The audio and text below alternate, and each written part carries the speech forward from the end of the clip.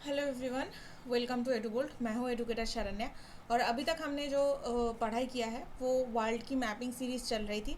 और हम continent by continent एक एक एरिया को लेके उसके आसपास कौन कौन सी वाटर बॉडीज़ है, लेक्स है, इससे रिलेटेड बात कर रहे थे।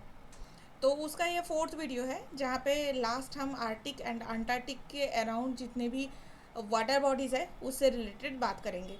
तो इसके पहले अगर आपने कोई वीडियोस नहीं देखा है तो इंडियन जियोग्राफी की मैपिंग सीरीज़ की वीडियोस आके ज़रूर देखें।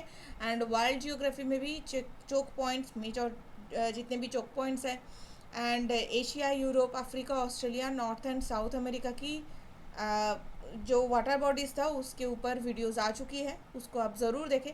लास्ट आज है आर्टिक एंड अंटार्कटिका के ऊपर वाटर बॉडीज़ एंड लेक्स। तो एडुबोल्ट एक ऐसा प्लेटफॉर्म है जहाँ पे आप 1-to-1 मेंटरशिप अवेल कर सकते हैं यूपीएससी के लिए। यहाँ पे मैं Sharanya Khandra environment, science, technology, internal security, agriculture, ये सारे सब्जेक्ट्स के ऊपर मेंटरशिप प्रोवाइड करती हूँ। इसके साथ साथ अगर आपको जूलॉजी ऑप्शनल से रिलेटेड कोई भी इंफॉर्मेशन चाहिए, कोई भी हेल्प चाहिए तो आप मेरा सेशन ज़रूर ज्वाइन कर सकते हैं। टाइम है 5 to 6 PM, ऑल डे मैं अवेलेबल रहती हूँ। इसके अलावा आप अपने हिसाब से भी टाइम शेड्यूल कर सकते हैं। तो शेड्यूल कैसे करना है ये एक बार मैं दिखा देती हूँ। आपको सबसे पहले साइन अप करना है अपना मेल आईडी को यूज़ करके। देन आपको फाइंड मेंटर सेक्शन पे जाना है और आप मुझे चूज़ करेंगे। देन आपको बुकिंग टाइम सिलेक्ट करना है, ये आप अपने हिसाब से या फिर मेरे टाइम के हिसाब से भी कर सकते हैं। देन आपको सेशन ज्वाइन करना है, उस स्पेसिफिक टाइम पे आपके पास लिंक और बाकी डिटेल्स सब आ जाएगा। So it's very easy. आप सही तरीके से प्रिपरेशन करते रहिए एंड अगर कोई भी प्रॉब्लम होता है तो मेरा सेशन को ज़रूर ज्वाइन कीजिए। अब स्टार्ट करते हैं आर्टिक सर्कल को लेके।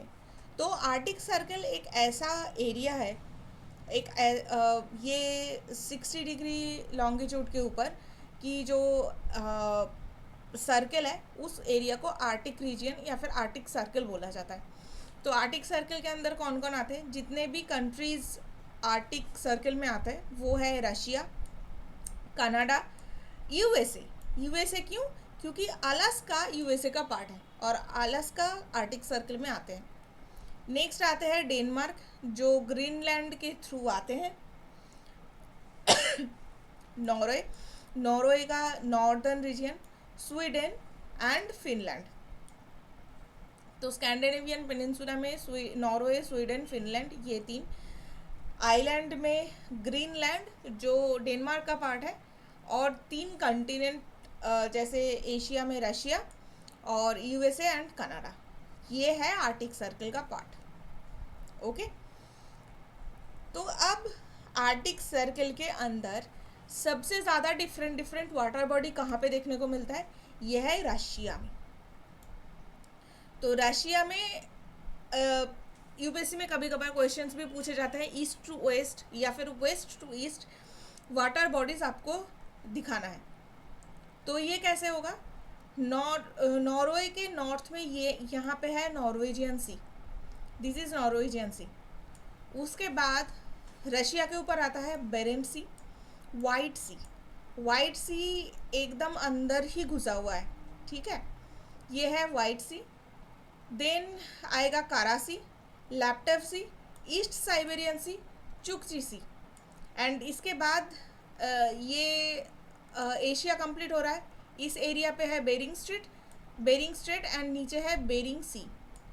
तो बेरिंग स्ट्रेट, बेरिंग सी का लोकेशन आप मेजर चोक पॉइंट की वीडियोस में जाके ज़रूर देखें। चुकची सी के बाद ये बेरिंग स्ट्रेट है एंड देन नीचे बेरिंग सी। ओके। तो वेस्ट टू ईस्ट कैसे है, नॉर्वेजियन सी नॉर्वे के ऊपर है, देन रशिया के ऊपर बेरेंट सी, रशिया फिनलैंड, इसके ऊपर है बेरिंग सी, देन वाइट सी, कारा सी, लैप्टप सी, ईस्ट साइबेरियन सी, चुकची सी, और नीचे है बेरिंग सी। ये जो पार्ट है ये नॉर्दर्न ट्रांसपोर्ट का पार्ट है जो रशिया अभी रिसेंटली ओपन कर रहा है। क्यों? क्योंकि इस एरिया में जो आइस कवरेज था आर्टिक ओशन का वो कम हो रहा है। तो आर्टिक ओशन के जो आइस कवरेज कम हो रहा है दैट इज़ डेट्रीमेंटल, बट एक हेल्प ये भी हो रहा है कि ट्रांसपोर्ट की कॉस्ट कम हो रहा है रशिया से यूरोप की, वेस्टर्न यूरोप की किसी कंट्रीज़ में कोई भी सामान भेजने के लिए, या फिर यूएसए कनाडा में कोई भी सामान भेजने के लिए जो पहले की कॉस्टिंग होती थी वो अब कम हो रहा है। ओके, तो ये आपको याद रखना है, ये सीक्वेंस याद रखना बहुत ज़रूरी है। नेक्स्ट, ये तो हमने देख लिया, और रशिया के ऊपर हमने क्या देखा था, यहाँ पे है Norwegian Sea, this is Norwegian Sea, Norway के ऊपर। फिर बैरेंट सी, ये था White Sea, this is White Sea. Kara Sea, Laptev Sea, East Siberian Sea, Chukchi Sea, and Bering Sea. ये अगर हम आर्टिक ओशन के चारों तरफ देखें तो इस तरीके से ऐसा था, बीच में है आर्टिक ओशन। अब चुकची सी को क्रॉस करने के बाद हमें अलास्का मिल जाएगा, तो अलास्का कनाडा में ब्यूफोर्ट सी प्रेजेंट है, तो दिस इज़ ब्यूफोर्ट सी। इसके बाद बाफिन आइलैंड और कनाडा, नॉर्दर्न कनाडियन शील्ड के बीच में आता है ये Labrador Sea. Baffin Island and Greenland के बीच में है बाफिन बे, ये आपको याद रखना है। बाफिन बे, डेविस स्ट्रेट के बारे में भी हमने बात किया है, तो ये है बाफिन बे। और डेनमार्क के दूसरे साइड पे है नॉर्वेजियन सी। ओके, तो आई होप आर्टिक ओशन में जो आर्टिक सर्कल है उसके ऊपर कौन कौन सी वाटर बॉडीज़ है, कौन कौन से सी है, ओशन है, इसके बारे में आपको और कोई डाउट नहीं होगा। तो इसमें एक चीज़ हमें याद भी रखना है कि आर्टिक ओशन जो है ये वर्ल्ड का सबसे छोटा ओशन है। तो सबसे बड़ा कौन सा था, पैसिफिक ओशन, उसके बाद अटलांटिक, देन इंडियन ओशन, और सबसे छोटा कौन है, ये है आर्टिक ओशन। मिडिल में अंटार्कटिक ओशन आता है। ओके, तो आर्टिक ओशन का बस इतना ही याद रखना है। अब इसमें एक चीज़ कभी पूछे जाते हैं, या फिर आप मेंस के आंसर राइटिंग में भी इसको ऐड कर सकते हैं, वो है आर्टिक काउंसिल। आर्टिक काउंसिल ऐसा एक मल्टी इंटरनेशनल बॉडी है जहाँ पे, और मल्टी स्टेक होल्डरल बॉडी भी है, मल्टी स्टेक होल्डर भी है इसमें। तो आर्टिक काउंसिल में कौन कौन से मेंबर्स होते हैं, जहाँ जो आर्टिक सर्कल के मेंबर्स हैं वही होते हैं, जैसे कनाडा है, डेनमार्क है, फिनलैंड है, आइसलैंड है, नॉर्वे है, रशिया है, स्वीडन है, यूनाइटेड स्टेट्स है। यूनाइटेड स्टेट्स क्यों है, क्योंकि अलास्का का ये पार्ट है। ओके, तो कनाडा है, डेनमार्क है, this is Greenland, this is है, फिर फिनलैंड है, आइसलैंड है, दिस इज़ आइसलैंड है, नॉर्वे है, रशिया तो है ही, स्वीडन है, दिस इज स्वीडन भी है, एंड यूनाइटेड स्टेट्स है। ओके, तो these are Arctic Council members. अब आर्टिक काउंसिल में कुछ कुछ ऑब्जर्वर स्टेट्स भी आते हैं, तो ऑब्जर्वर स्टेट्स कौन है, जर्मनी है, नीदरलैंड है, पोलैंड है, यूनाइटेड किंगडम है, so this is also United kingdom है, फ्रांस, स्पेन। तो वेस्टर्न यूरोपियन जो मेन कंट्रीज़ है वो सब है। साथ साथ में एशिया से कौन कौन है, चाइना है, इंडिया है, जापान है, साउथ कोरिया, सिंगापुर। और ईस्टर्न यूरोपियन कंट्रीज़ में स्विट्ज़रलैंड है एंड इटली है। ओके, और ये छोटा सा कौन सा पार्ट है, ये फ्रांस का ही एक ओवरसीज टेरिटरी है, फ्रेंच गुइनी। तो फ्रेंच गयाना के लिए ये फ्रांस मौजूद है आर्टिक काउंसिल के ऑब्जर्वर मेंबर, तो ये इसीलिए इंक्लूडेड है। ओके, तो वेस्टर्न यूरोपियन कंट्रीज में कौन कौन सा है, Germany, Netherlands, Poland, United Kingdom, France, Spain. Eastern European countries में इटली है एंड स्विट्ज़रलैंड है।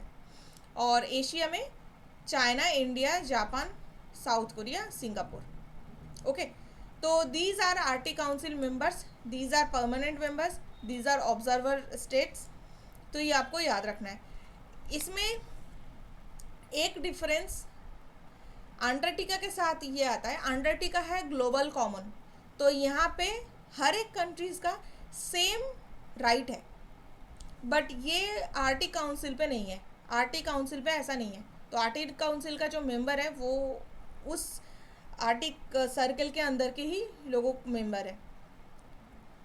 बट अंटार्कटिका का क्या है कि ये डीमिलिटराइज्ड जोन है। डीमिलिटराइज्ड जोन मतलब आप यहाँ पे कोई भी मिलिट्री यूज़ नहीं कर सकते। ऐसा और दो जगह है, एक है तो अंटार्कटिका, दूसरा है हाई सीज।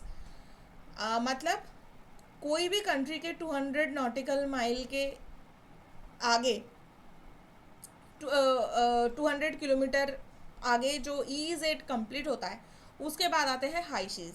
तो हाई सीज एक ऐसा जोन है जिसके ऊपर आप मिलिट्री फॉर्म नहीं कर सकते, और स्पेस भी एक ऐसा रीजन है।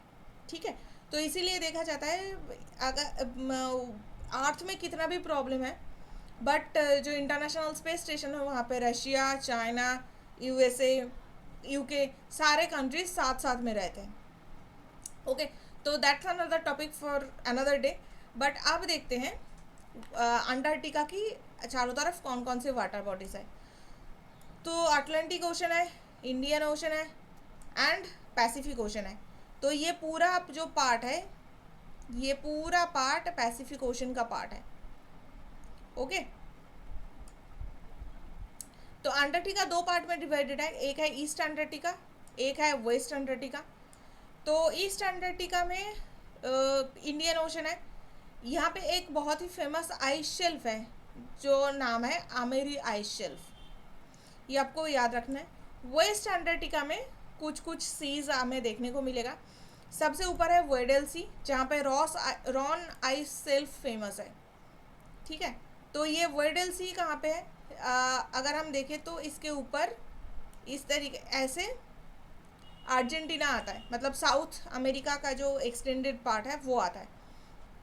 ओके, तो ऊपर है वेडल सी, ये वेस्ट अंटार्कटिका की पार्ट है। रॉन आइस शेल्फ इसी एरिया पे है। बेलिंगशॉन्सन सी, ये जो ये कहाँ पे सिचुएटेड है? ये पैसिफिक ओशन के पार्ट है।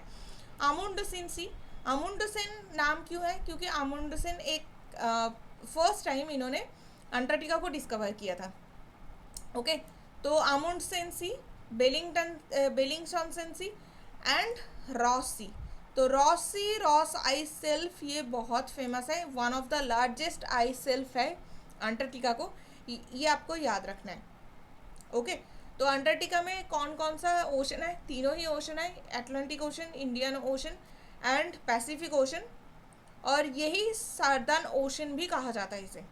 ठीक है, ये जो पूरा पार्ट है ये सार्दर्न ओशन का पार्ट है जो अंटार्कटिका के चारों तरफ है। ओके, और वेस्ट अंटार्कटिका में ही कुछ सीज देखने को मिलता है, जैसे वेडल सी है, बेलिंगशॉन्सन सी है, अमुंडसेन सी है एंड रॉस सी है। ओके, और ईस्टर्न अंटार्कटिका में आमेरी आइस शेल्फ प्रेजेंट है। ठीक है, these are some water bodies जो आपको याद रखना है। इंडिया के 2 रिसर्च स्टेशन है अंटार्कटिका में, पहले 3 था। दक्षिण गंगोत्री ये इस एरिया ऐसे ही साइड में था, तो दक्षिण गंगोत्री अब डिस्ट्रॉय हो चुकी है। उसके बाद बनाया था मैत्री स्टेशन, दक्षिण गंगोत्री फर्स्ट स्टेशन है, उसके बाद मैत्री स्टेशन बनाया गया था। एंड अभी जो करेंटली वर्किंग है वो है भारती स्टेशन। ठीक है, ये याद रखना है। तो सबसे पहले दक्षिण गंगोत्री था, उसके बाद जब डिस्ट्रॉय हो रहा था तो मैत्री स्टेशन को बनाया गया, एंड फिर भारती स्टेशन है जो अभी वर्किंग कंडीशन में है। ठीक है, तो भारती स्टेशन कहाँ पे है? आमेरी आइस शेल्फ के आसपास है। ये स्टेशंस आपको याद रखना है। और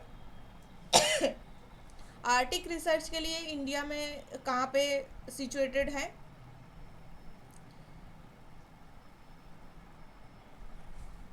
आर्टिक के लिए नॉर्वे के पास एक ऐसा स्टेशन है इंडिया का जो रिसर्च स्टेशन है, और आर्टिक काउंसिल का भी जो हेडक्वार्टर है वो नॉर्वे में सिचुएटेड है, ओस्लो। नॉर्वे की जो सिटी है ओस्लो, वहाँ पे आर्टिक काउंसिल की भी हेडक्वार्टर सिचुएटेड है। ओके, तो ये कुछ चीज़ें आपको याद रखनी थी। आई होप आपको अब वाटर बॉडी से रिलेटेड कोई भी क्वेश्चन हो तो आप सॉल्व कर पाएंगे ज़रूर। That's it for the day.